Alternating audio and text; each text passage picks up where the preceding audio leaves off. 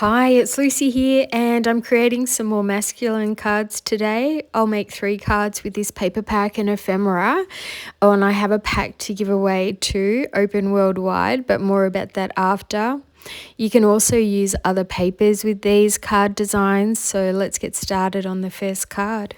I'm just cutting a piece of paper that's wider than my card front. I haven't measured it. I want it large enough to fit my sentiment. I'll cut 2 strips of paper from a piece I feel is a nice contrast to the main piece.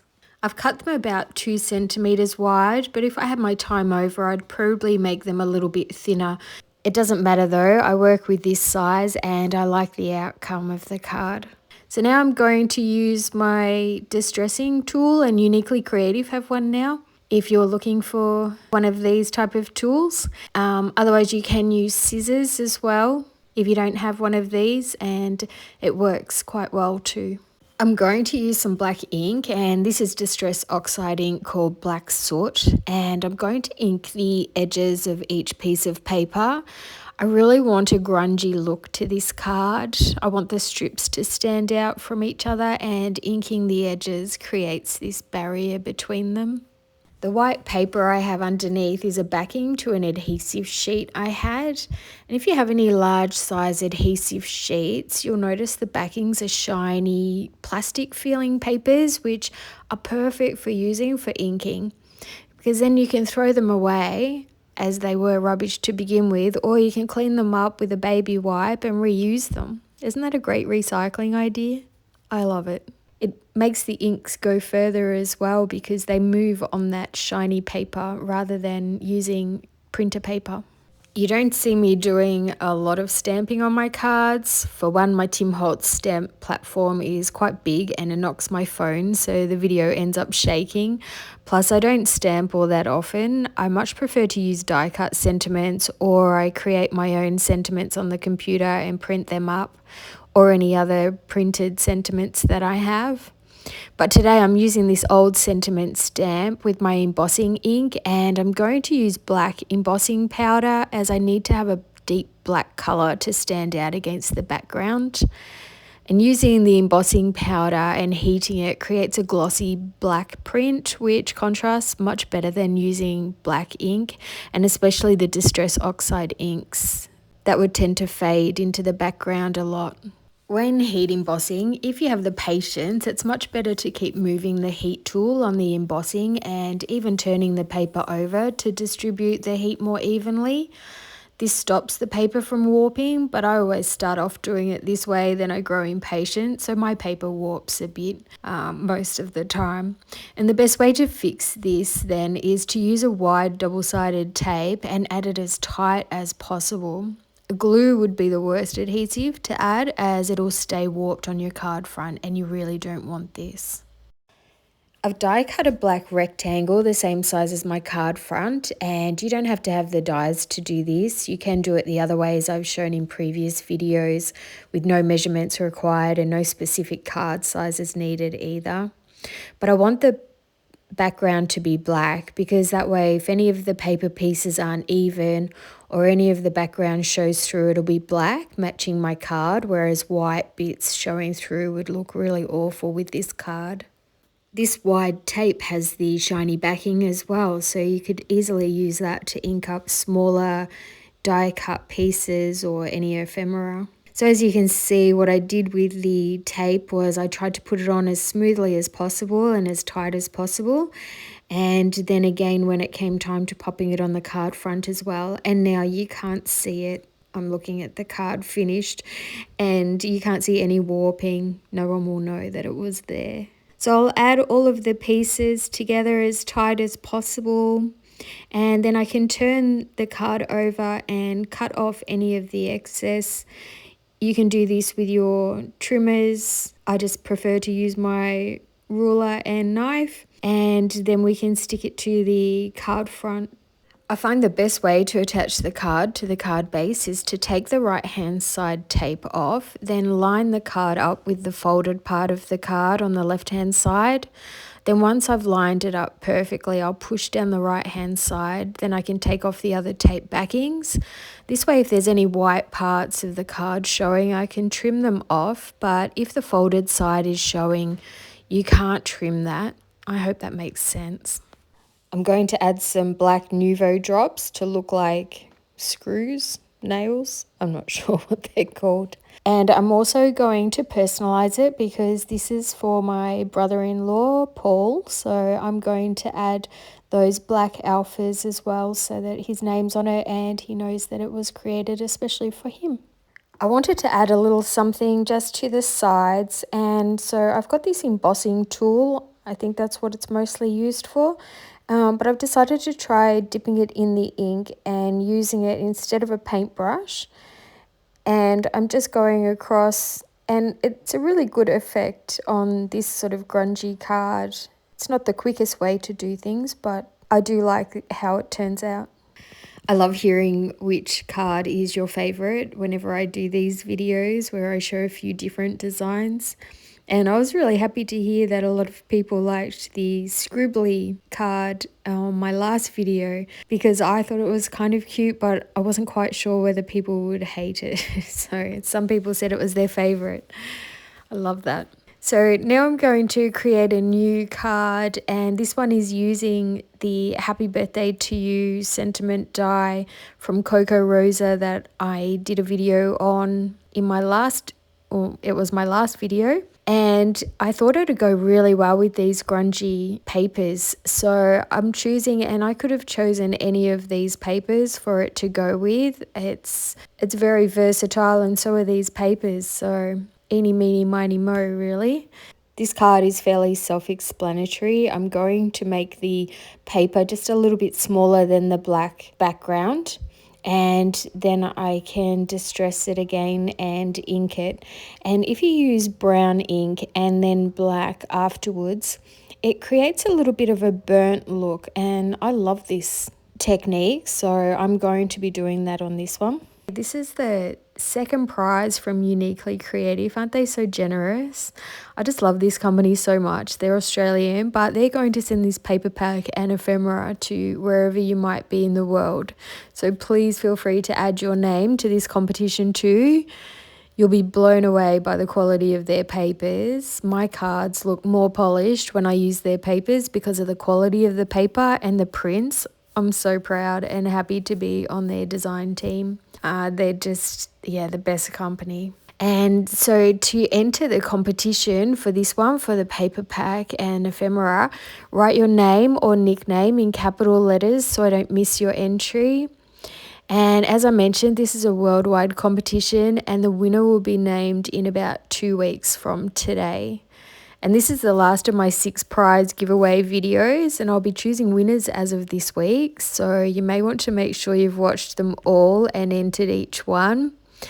And also click the notification bell next to my channel name below so you don't miss a video as well, as you'll have 1 week to contact me if you're one of the lucky winners. And I can't wait to start picking winners. All the prizes are amazing, and I know you guys are going to get so excited if you're chosen. I'm going to do what I've done in the past I've written up all the names so far, and every day I update it, and then each different prize competition I'm going to cut all of those names up and pop them in a bowl, and I'll pick one on video, as well as creating more cards using that company's products.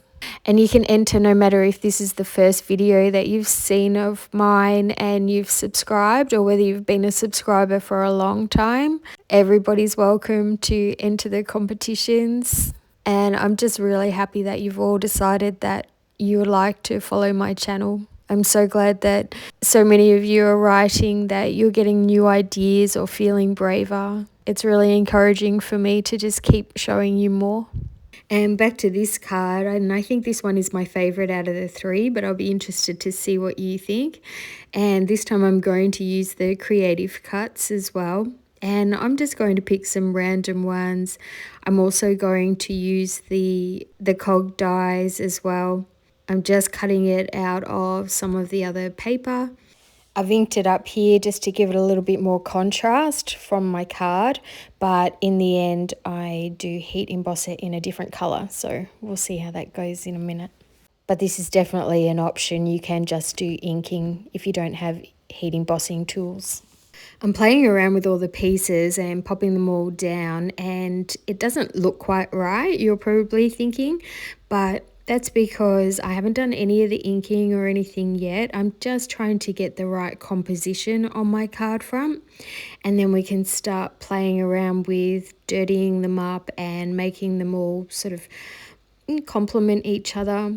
I love this background paper. I think that it's like a broken concrete or something, but it just gives so much texture with it being just a flat piece of paper. It's brilliant, and it really sort of matches in with everything else that I'm going to do with the card. So don't be afraid to screw up the ephemera pieces. On grunge cards, you really want to do a little bit of scrunching of the papers, and it really doesn't matter if you get ink over it. It all just looks really good the more messy it is in some ways. So that is one of the best things about if I'm going to get my inks out. I do like to do male grungy type cards sometimes with inks because it doesn't really matter how messy you get, and I get very messy.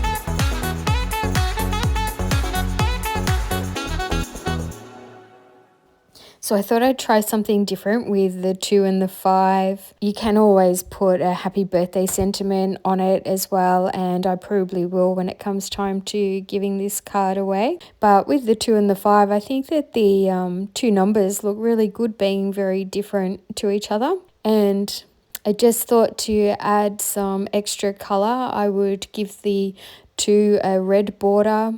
That works really well on this card as well. Probably obviously because it's part of the creative cuts that I used, so all of the colours complement each other well. And that piece that I put under the number line is just a piece of scrap from the first card that I made for Paul that I had left over.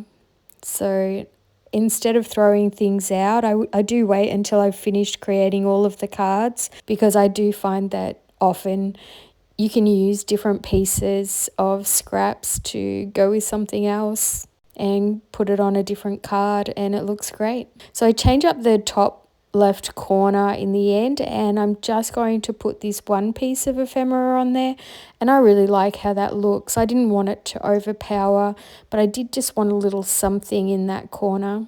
I have some bonus cards to show in a minute too. But first, did you like these cards? Do you have a favourite? Would you like to see more grunge style cards, or you prefer the feminine cards or another style? I do add some splatter to the Tom card as well, so you'll see that in the photo at the end. And here's this finished card, and you could create so many with all those creative cuts and just putting them all together like similar to this. There's 2 new complementing paper packs this month from Uniquely Creative. The one I used and have as a prize is called Industrial Edge, and January's collection is called Industry Standard. Both have their own ephemera packs too. I'll have product links to everything I used today in the description below, and if you use these links I may receive a small commission. So if you do decide to buy anything, thank you so much if you use my product links. It really supports me and my YouTube channel. And this cog die set is a new release this month as well, and I used it on that card as well as using it on the card I created today. I hope you've enjoyed this video today, and if you did, please give it a thumbs up. I love to hear what you have to say as well, and don't forget, if you'd like to win this paper pack and ephemera set, just leave your name in capital letters in the comments section, and I'll be drawing a winner in a couple of weeks' time. And I'll see you in the next video. Happy crafting. Bye for now.